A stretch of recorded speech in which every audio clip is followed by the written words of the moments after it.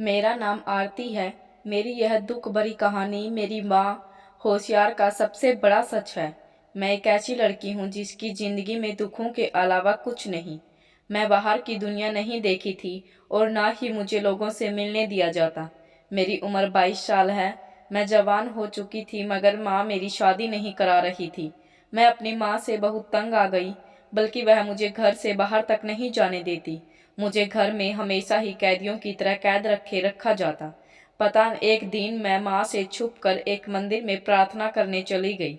वहाँ पर मैंने एक बाबा को देखा।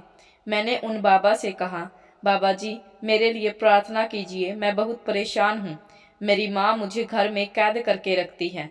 यहाँ तक मेरी इस जवानी की उम्र में मेरी शादी तक नहीं करना चाहती। मगर जैसे ही उस बाबा ने मुझे देखा, उनकी आंखें लाल हो गई और वह चीखते हुए कहने लगा, तेरी वजह से तेरे घर वालों पर मुसीबत के पहाड़ टूटने वाली हैं। जा तू यहाँ से चली जा। वह बाबा अपनी जगह से उठकर भाग गया। मैं बहुत परेशान हो गई। मुझे लगा यह बाबा पागल है।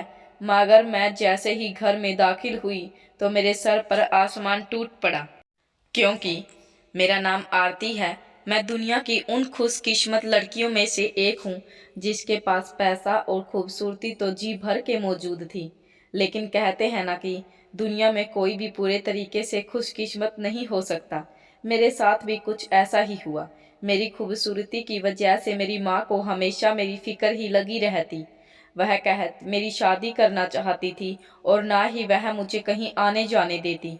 जब भी उनसे इस बारे में बात करती कि मैं कहीं बाहर जाना चाहती हूँ या फिर बाजार जाना चाहती हूँ, मुझे जाने दीजिए, तो वह मुझे सख्ती से मना कर दिया करती और कहती कि तुम्हें नज़र लग जाएगी।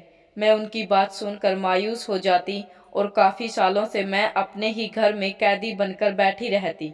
मेरा हर जगह जाना बिल्कुल बंद हो गया था। वजह सिर्फ यह थी कि मुझे नज़र लग जाएगी। लेकिन पहले ऐसा बिल्कुल नहीं था। बचपन में मैं बहुत ज़्यादा खूबसूरत थी, मगर तब मैं हर जगह जा सकती थी। मैं सोचती कि बचपन में तो मुझे कभी नज़र नहीं लगी, तो फिर अब नज़र क्यों लगने लगी। माँ कहती बचपन की बात कुछ और थी, अब तुम जवान हो गई हो। और मेरे दिन यूं ही घर के काम और उदासी में गुजर रहे थे, क्योंकि मेरी ज़िंदगी में रोज़मर्रा के रूटीन के अलावा और काम नहीं था। पढ़ाई भी मैं बहुत साल पहले ही छोड़ चुकी थी। इन्हीं दिनों मेरे घर वालों ने मेरे बड़े भाई की शादी तय कर दी, तो घर में रौनक लग गई। वैसे तो एक बहन अपने भाई की शादी पर बहुत ज़्यादा खुश होती है, लेकिन मेरी खुशी की वजह तो कुछ और ही थी, क्योंकि इस वक्त मैं अपने भाई बहनों से मिल सकती थी। मैं उनसे बहुत सारी बातें भी कर सकती थी, इसलिए तो मेरी खुशी का ठिकाना ही नहीं था। मगर जैसे ही मेहमान हमारे घर में रहने के लिए आने लगे, तो मेरी माँ ने मुझे सख्ती से मना कर दिया और कहा कि किसी से भी ज़्यादा दोस्ती लगाने की कोई ज़रूरत नहीं। अगर वह तुम्हें बाहर ले जाने की जिद करे तो तुम साफ इनकार कर देना। मुझे जवाब देने की ज़रूरत ना पड़ी। मैं मायूस होकर रह गई, लेकिन फिर भी मैं खुश थी। मेहमान घर आकर रहने लगे और मेरे कुछ कोशिश नहीं मुझसे कहा कि चलो शॉपिंग करने चलते हैं। मगर मैंने माँ की बताई गई बात पर एक इग्नोर करते हुए उन्हें मना कर दिया। पहले दूसरे दिन मना करने के बाद तीसरे दिन ने मुझे ज़बरदस्ती अपने साथ ले गई। वैसे तो उनकी ज़बरदस्ती ज़्यादा नहीं थी, मगर मैं खुद भी उनके साथ जाना चाहती थी, क्योंकि उस दिन मेरी माँ भी घर पर नहीं थी। मैंने सोचा कि मैं चली जाऊंगी। ठीक हुआ माँ घर पर नहीं है, इसलिए उनको पता भी नहीं चलेगा, क्योंकि उन्हें शाम को वापस आना है और शादी के मौके पर घर के काम ही इतने ज़्यादा होते हैं कि उन्हें मेरी तरफ ध्यान देने का मौका भी नहीं मिलेगा। बहुत दिनों बाद मैं घर से बाहर निकल कर बाजार आई। मुझे हर चीज़ नई और खूबसूरत लग रही थी। मैं बहुत खुश दिली से हर चीज़ को देखते हुए अपने लिए खरीदारी भी कर रही थी। अभी मुझे बाजार हो आए हुए कुछ ही वक्त हुआ था कि मैं एक जगह पर देखा जहाँ पर लोगों की भीड़ लगी हुई थी। मैंने सोचा यहाँ ऐसा क्या हो रहा है जो लोग इतने भीड़ लगाए हुए खड़े हैं। यह बात जानने के लिए मैं उस भीड़ के करीब पहुंची तो मुझे पता चला वहाँ पर एक बूढ़ा फकीर बैठा है और औरतें अपने लिए उससे दवाएं करा रही हैं। मैंने एक औरत से पूछा यहाँ क्या हो रहा है, तो वह बोली यह एक बुजुर्ग बाबा है, जिसके लिए भी यह प्रार्थना करते हैं उसके सारे दुख दुविधाएं दूर हो जाती हैं। मुझे भी बड़ी हैरानी हुई, क्योंकि मैंने माँ से कह दिया था कि मेरे और भाई की शादी इकट्ठी कर दें, मगर माँ ने मुझे डांट कर चुप कर दिया, जबकि मेरी शादी की उम्र हो चुकी थी। मेरी उम्र 22 साल हो चुकी थी। मैंने सोचा कि इन बाबा से मैं भी अपने लिए कुछ दुआ करवाती हूँ, क्या पता मेरी विनती भी मेरे ईश्वर सुन ले। मैंने उस बाबा से अपने बारे में बात की तो बाबा ने देखते ही कहा। वह पहले तो मेरा चेहरा देखकर उनकी आंखें लाल हो गई, फिर बोले, तेरी वजह से तेरे घर वालों पर मुसीबत आएगी, तू अपने साथ सबको ले जाएगी, तेरी वजह से तेरे घर वालों की भी जिंदगी बर्बाद हो जाएगी। उस बाबा की बातें सुनते ही मेरा दिल डर गया और मेरा शरीर कांपने लगा। आसपास खड़ी औरतें भी मुझे अजीब नजरों से देखने लगी। मैंने हैरत से उस बाबा को देखा और खामोशी के साथ वहां से वापस आ गई। शॉपिंग करने के बाद हम सब लोग घर पर आ गए, लेकिन जैसे ही घर पर आई तो पूरे घर का मंजर देखकर मेरी तो जान ही निकल गई। हर तरफ लोग बैठे हुए रो रहे थे। घर में एक मातम सा छाया हुआ था। किसी भी तरह से यह शादी का घर नहीं लग रहा था, बल्कि ऐसा लग रहा था जैसे यहाँ पर किसी की मौत हो गई हो। मेरा दिल मुट्ठी में आ गया था। मैं चाहती थी कि मैं घर में वापस आऊं, तब तक मेरी माँ वापस ना आई, मगर उन्हें तो पता चल गया था कि मैं घर से बाहर गई थी। मुझे काफ़ी शर्मिंदगी हुई। मेरे साथ बाकी सब कजन्स भी परेशान हुए और फिर हमें पता चला कि मेरी जो मासी थी, जिनके घर हमारी गली में ही था, उनकी मौत हो गई है। मेरी माँ से वह जवान थी, इसलिए जवान मौत का दुख बहुत बड़ा था। सब तरफ उदासी ही उदासी छाई हुई थी। शादी भी कैंसिल हो चुकी थी। सब लोगों ने कहा था कि शादी के समय इस तरह का अपशगुन होना कोई अच्छी बात नहीं है, इसलिए शादी तोड़ दी गई। इतना बड़ा हादसा हो गया और मुझे कुछ पता ही नहीं चला। शाम तक पूरा घर खाली हो गया। कुछ देर पहले जहाँ शादी की तैयारी की रौनक लगी हुई थी, वहीं अब पूरा घर खामोश होकर रह गया। फिर मेरी माँ मेरे कमरे में आई और कहने लगी कि तू मेरी इजाज़त के बगैर बाहर क्यों गई, और मुझ पर चिल्लाने लगी। मैंने कहा कि मैं नहीं गई थी, बल्कि वही सब लोग मुझे अपने साथ ज़बरदस्ती लेकर गए थे। मेरी माँ को मुझ पर बहुत गुस्सा आ रहा था। उन्होंने कहा कि आज से 10 दिन तक तुम अपने कमरे से बाहर नहीं निकलोगी। मैंने कहा हाँ, वैसे भी मैं इस घर के अंदर ही रहती हूँ। तब माँ एकदम से बोली, हाँ लेकिन अब तुम कमरे में से भी नहीं निकलेगी। यह सुनकर मेरा दिमाग ही चकरा गया। लेकिन मैंने गलती की थी तो मुझे उसकी सज़ा भी मिल रही थी। मेरी माँ किसी भी तरह मेरी सज़ा में कोई रियाद नहीं करने वाली थी और मैं खामोश होकर अपने कमरे में ही पड़ी रहती। उन 10 दिनों तक मुझे उस बाबा की बातें याद आती रही। क्या मेरी काली किस्मत की वजह से ऐसा हुआ है? यह सोचते सोचते मुझे खुद से भी डर लगने लगा था। मैं 10 दिन तक अपने कमरे में बंद ही रही, बाहर कदम तक नहीं निकाला। घर वाले मुझे कमरे में ही खाना पीना देकर चले जाते थे। जब 10 दिन के बाद मैं कमरे से बाहर निकली तो कोई मेरी तरफ देख भी नहीं रहा था। हर कोई अपने अपने कामों में बिजी था। मुझे लगा मैं किसी गलत घर में आ गई हूँ, या फिर यह लोग मुझे देख नहीं पा रहे हैं। मैं 10 दिन बाद कमरे से बाहर निकल आई थी। मेरा कोई भाई बहन मुझसे बात नहीं कर रहा था और ना ही उन्हें मेरे बाहर आने की खुशी हो रही थी, बल्कि मेरे भाइयों ने तो मुझे देखकर मुंह बना लिया था और उनके चेहरे पर गुस्से की लकीरें साफ नजर आ रही थी। यह बात मुझे हैरत में बदल रही थी। आखिर ऐसी भी क्या बात हो गई? माँ के घर से बाहर निकलकर मैंने गलती की थी, लेकिन इस गलती की मुझे सज़ा भी मिल चुकी थी। फिर अब तक सब लोग मुझसे नाराज़ क्यों हैं? क्या वह शादी से मौत की वजह मुझे समझ रहे हैं? मैं उन्हीं सोचों में गुम हो गई। तभी मेरी माँ मेरे पास आई और एक चादर देकर कहने लगी, अब तुम्हें यह चादर हर वक्त पहन कर रखनी है।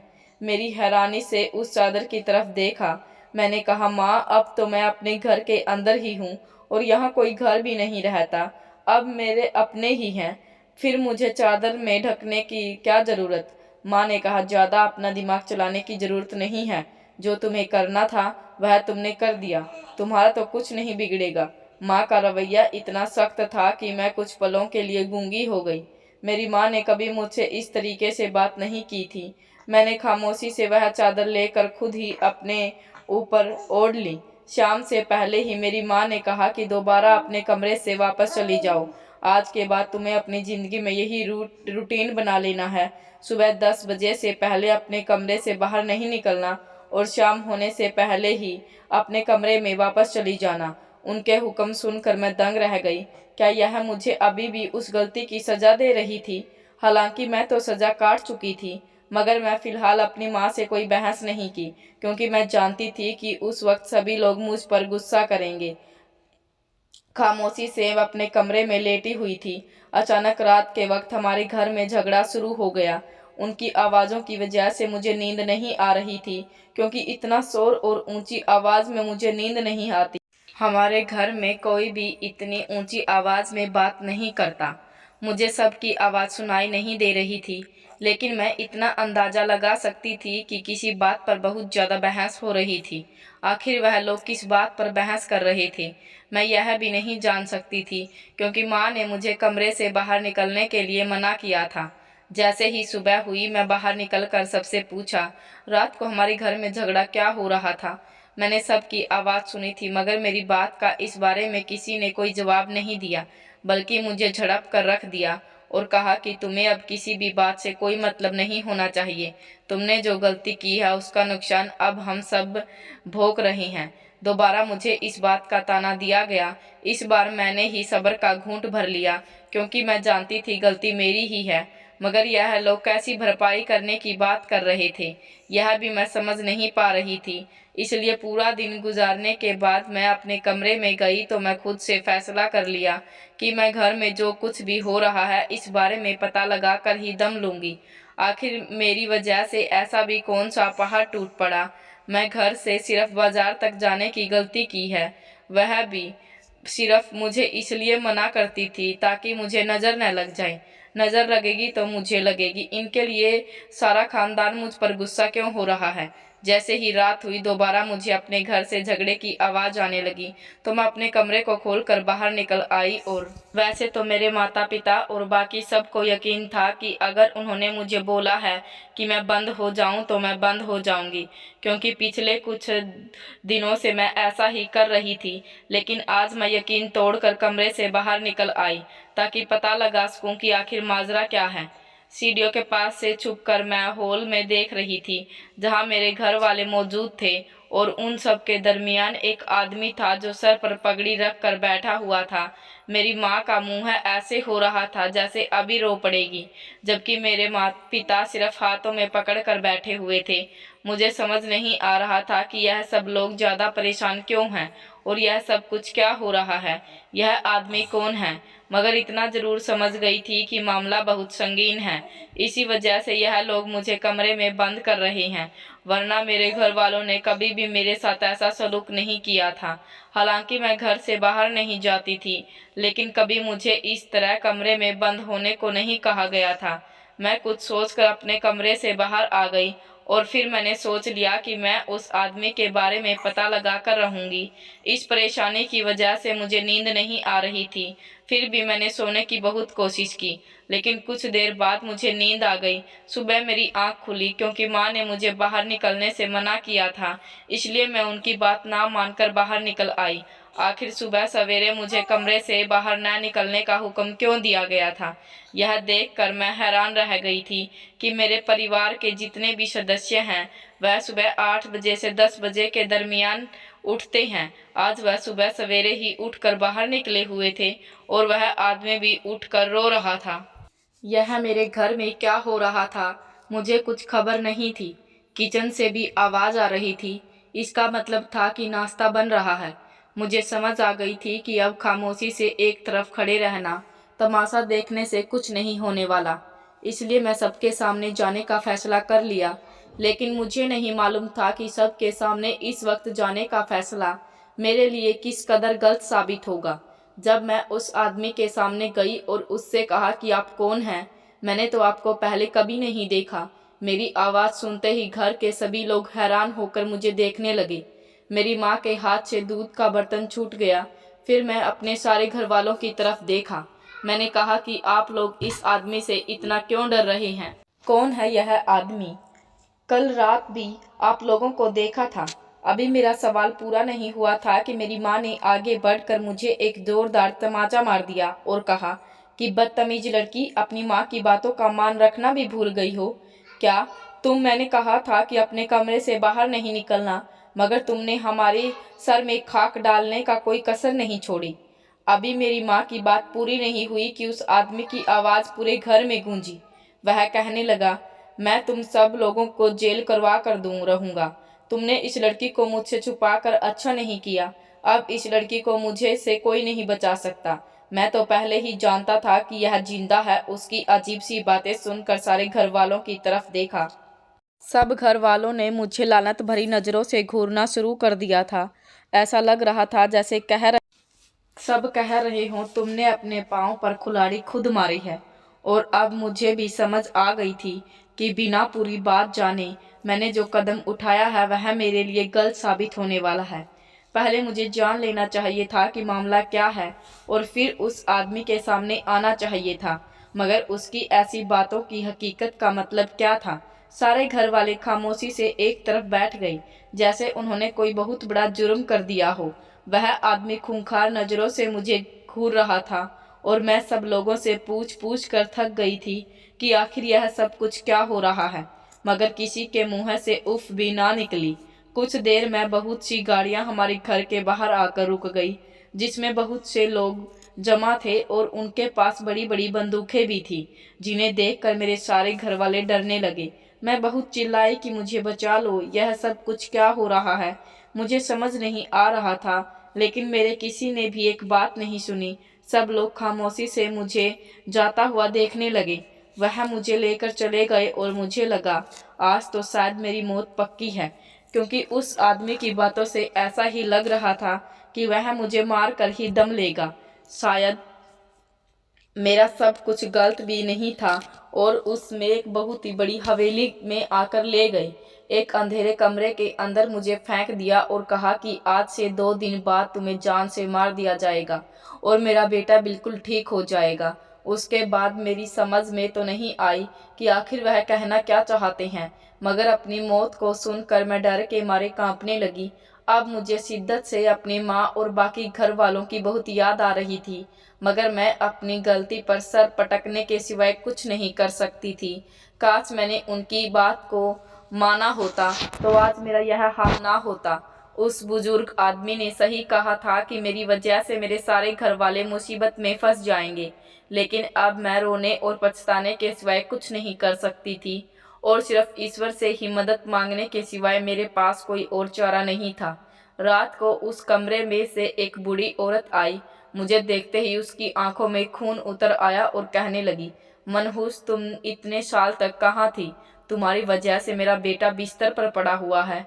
मुझे तो उसकी कोई बात समझ नहीं आ रही थी। मैंने उससे बहुत बार कहने की कोशिश की, आपको ज़रूर कोई गलतफहमी हुई है, इसी वजह से यह सब कुछ हो रहा है, लेकिन वह मेरी कोई बात सुनने के हक में नहीं थी। उसने मुझे बहुत मारा और खाना भी नहीं दिया।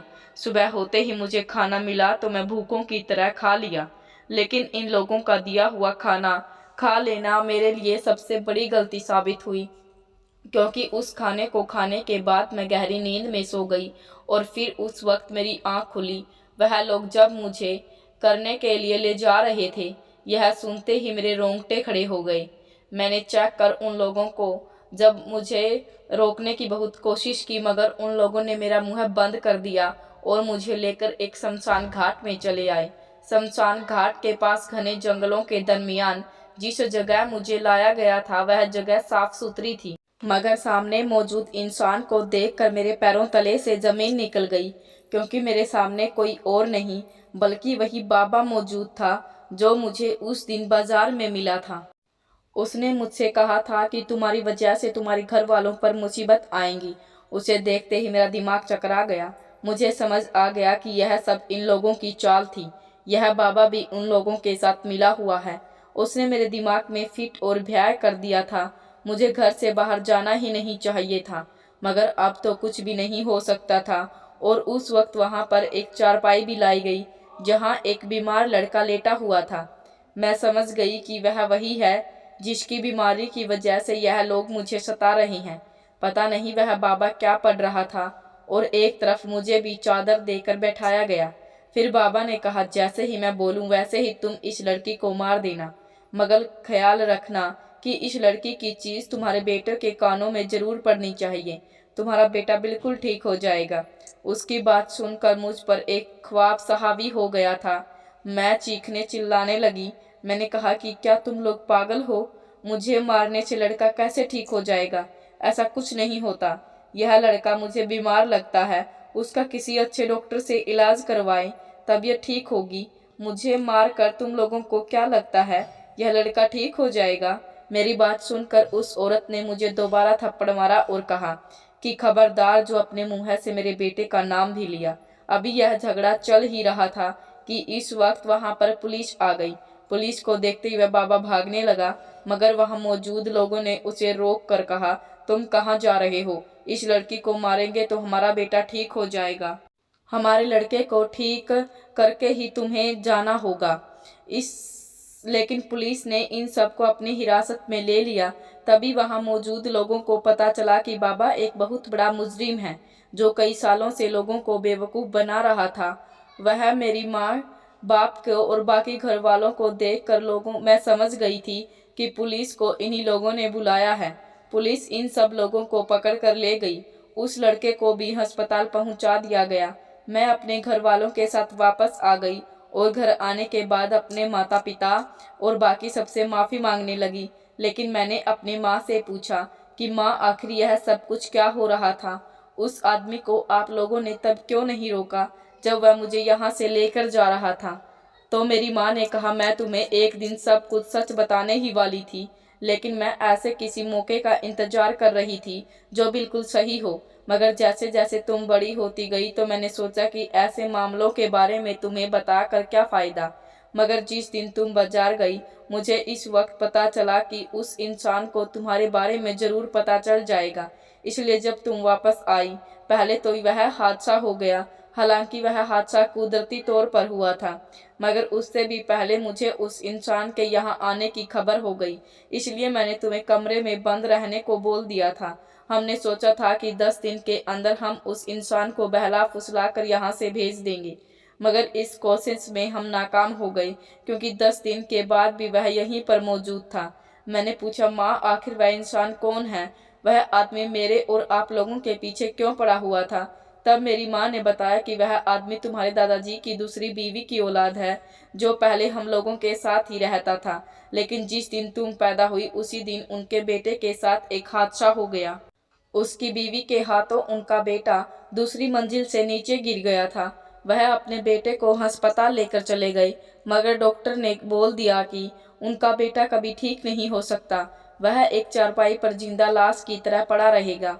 बाद में उनकी बीवी ने उनके दिमाग में फितूर भर दिया कि उस मनहूस लड़की के पैदा होते ही हमारे बेटे पर मुसीबत आ गई, इसलिए हमें किसी बाबा के पास जाना होगा। यह बात सुनते ही सब लोगों का दिमाग खराब हो गया और सब लोग उस औरत की बातों में आ गए। यह सब इसी बाबा का करा धरा था। यह लोग इसी बाबा को उठाकर ले आए। इस बाबा ने आते ही बोला कि तुम लोगों को ठीक लग रहा है, सब कुछ इस लड़की की वजह से ही हुआ है। जब भी लड़की मरेगी तभी तुम्हारा बेटा ठीक होगा। बस तब से ही यह लोग तुम्हें मारने के पीछे पड़ गए। मगर जब खानदान वालों को इस बात का पता चला तो सारे खानदान वालों ने उन लोगों से बायकॉट कर दिया और कहा कि हमेशा हमेशा के लिए इस घर से चले जाओ। तब यह लोग कहीं दूर चले गए, मगर कुछ सालों के बाद वापस आ गए। जब यह लोग वापस आ गए तो तुम्हारी हर जगह आना जाना बंद कर दिया, क्योंकि हम लोगों ने उन लोगों तक यह झूठी खबर पहुंचा दी थी कि तुम मर गई हो और उनका बेटा कुदरती तौर पर ठीक नहीं हो रहा। मगर शादी के दरमियान उन्हें तुम्हारे जिंदा होने की खबर मिल गई। तब वह दोबारा घर में वापस आ गए, मगर फिर भी हमने सोचा कि पुलिस के मामले में पड़ने से बेहतर है कि हम सलाह और सफाई से इनको भगा देंगे। 10 दिन तुम्हें कमरे में रखा, मगर फिर भी तुम्हारी बेवकूफ़ी की वजह से उसे पता चल गया। लेकिन चलो, अच्छा हुआ जो भी हुआ, अभी मुसीबत हमारे सर से टल गई। कभी कभी ऐसी मुश्किलों का सामना करके ही हम लोग आज़ाद होते हैं, और जब तक हम डरते रहते हैं तब तक डर हमारे सर पर तलवार की तरह लटका रहता है, जैसे कि हमारे साथ हुआ था। यह सब सुनकर मैं फूट फूट कर रोने लगी और ईश्वर का शुक्रिया अदा करने लगी। शायद मैं मौत से ही लड़कर वापस आई थी। आप मुझे सच्चाई कभी पता चल गया था कि माँ क्यों मुझे घर से बाहर नहीं निकलने देती। हमारे माता पिता हमारे बारे में भला ही सोचते हैं, लेकिन हम कभी कभी अपनी भावनाओं में बहकर उनको भी गलत समझ बैठते हैं। कुछ दिनों बाद मेरी भी शादी एक अच्छे लड़के से हो गई और मेरे भाई की शादी हो गई। हम सभी हंसी खुशी अपनी ज़िंदगी गुजारने लगे। अब मुझे और मेरे परिवार को किसी का भी कोई डर नहीं था। दोस्तों, उम्मीद करती हूँ आपको हमारी कहानी पसंद आई होगी। कहानी पसंद आई है तो वीडियो को लाइक करें और चैनल पर नए हैं तो चैनल को सब्सक्राइब करें और नोटिफिकेशन बेल को ज़रूर दबाएं ताकि अगली अपडेट सबसे पहले आपको मिले।